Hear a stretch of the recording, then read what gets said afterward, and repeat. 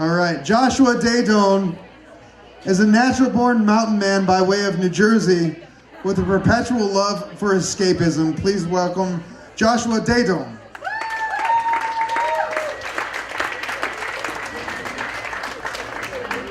Good evening, everybody.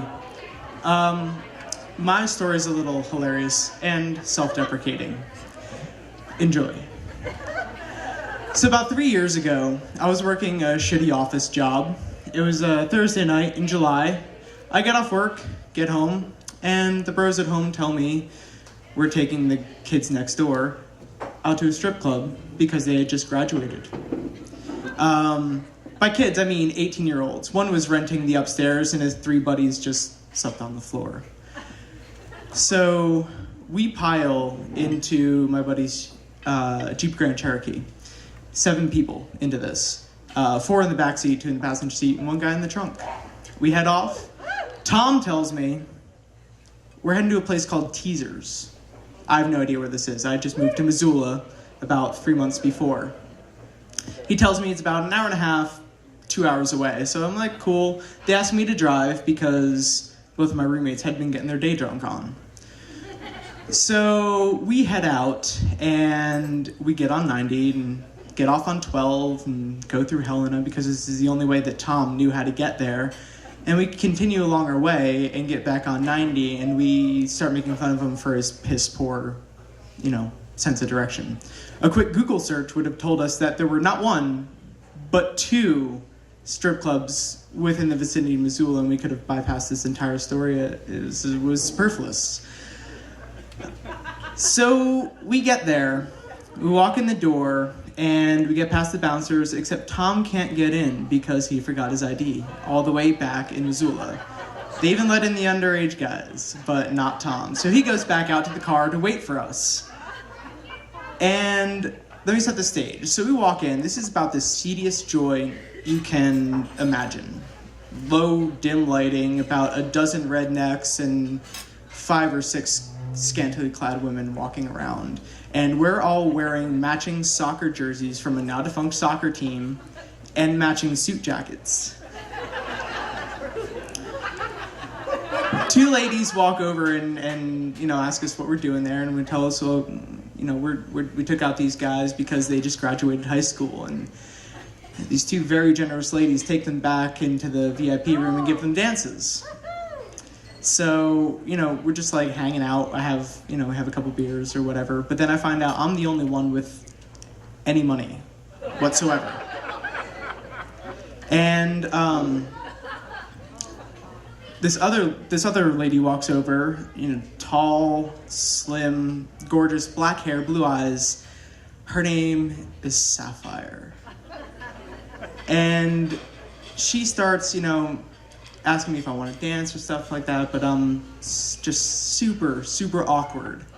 And I don't even know what to say, but it turns out it's her turn to get up on stage and start dancing. So she goes out, and the other guys come back, and they're all like big goofy smiles on their faces, and they're like, that was the coolest thing ever. And so Sapphire gets done off the stage, and she wanders back over, and I relent and go off for a dance, and we're back there, and I've never been to a strip club before, so this was a first for me as well as these guys that we'd taken out. So I don't know what to do, and we end up making small talk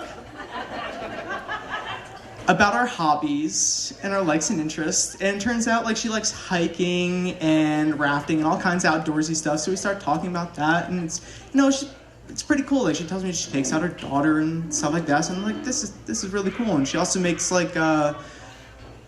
money off of other things besides dancing, which she told me she does well. She's good at it. Or she's good looking enough for it, and why not? She's not ashamed of her body. That's great. And she also makes hobby off her this other thing that I forget what it is, but it's jewelry making or metalworking, gun running, something like that. And it was kind of a moment where my whole perception of what who strippers were. I never met one before. It's like it was a very humanizing moment to find out like she's just another regular person, and that sounds completely sexist of me. So like we get out of the room and like we're just like making small talk and come out to find out the rest of my boys are getting the hairy eyeball from the bouncers because none of them have any money. They're not tipping any of the girls, and we've decided it's about a high time to clear out. And I give my regards to Sapphire, and then we're out the door. And so we get out to the Jeep, and then we find Tom is like almost like 2 sheets out of 3 sheets to the wind. He had gone off while we were inside and went and found a couple 40s and had drank one and was halfway through the other, and it had only been like an hour and a half. So I'm exhausted, so I tell Aaron to drive. Since it's his car, he should be driving anyway. And we head out on the road, and I passed out immediately. I'd been up all day. I'd been working, just got off of work. And I don't know what time it is by now, but I fall asleep. Next thing I know, we're not moving. He's telling me to be cool, and I see some red and blue lights flashing. And he rolls down his window to talk to the police officer. Another walks up to my door. I'm sitting in the passenger seat. And he just opens my door and asks me to step out. And having just woken up, I blearily comply. Bad idea. And I step out and hear tink, tink, tink. And I look down between my feet and the feet of the sheriff's deputy facing me, and I see a glass bowl. And I look up into his eyes and completely sincerely go, "That's not mine." Aaron had never cleaned out his car. So it's like straight into handcuffs, sitting in the ditch, and he tells everybody out. So the driver and myself in the passenger seat and the 4 kids, 18-year-old, whatever, sitting in the back seat get out. And they start searching the car, find 2 ancient, couple-year-old beer bottles under Aaron's back seat, and decide to keep searching it for anything else that they could find. So we found a gold mine here. And they open up the trunk of the Jeep Grand Cherokee and find Tom hiding under some blankets because he just decided to lay there, and he's cradling like a mostly empty 40, and they find another empty 40 next to him. And they go, next time we search a car and you've got somebody in the trunk, you might want to let us know first. So Aaron, and it turns out what we got pulled over for was a broken taillight, and Aaron was speeding. Simple things. But the county we're in, Boulder County, occupies in their jurisdiction about a 6-mile stretch of the interstate. And that is used primarily for drug trafficking between Seattle, Portland area, and God knows wherever else. And they milk that for all it's worth. Anybody who's ever speeding or anything, and every time I've driven through there since then, I always see somebody there. I always see a cop car just waiting on the side of the road, just waiting to pick somebody up. So they get him for a bunch of stuff, and he won't own up to the paraphernalia. So I end up getting charged for that. They take us off to the county seat, which is Boulder, and take us to the lockup. Do the booking, the printing, the mugshot, the strip search, everything but the delousing. Pretty much the whole 9 yards. And we end up spending the night there, and nobody ever came to pick us up, which also gave me broke my perception of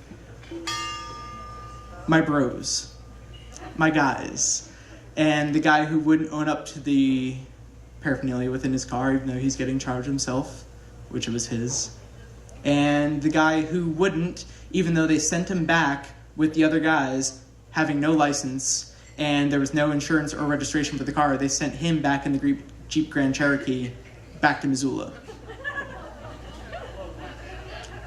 Right? And so the rest of it, after we get out in the morning, and I used my one phone call, by the way, to call out sick from work on Friday morning. The rest of it is a whole nother odyssey involving hitchhiking to Helena, trying to find the bus to get back to Missoula, and going through Butte, and also involves people's perceptions of librarians as being old curmudgeon-y ladies, which in Helena, if you have ever been there to the library, you know they are. And also, there's a guy on mushrooms, and then a guy an ex-con paying all his debts to society. But that's a whole nother story. But that's my perception of strippers and my bros, and the first time and last time I'd been arrested and been to a strip club. Thank you.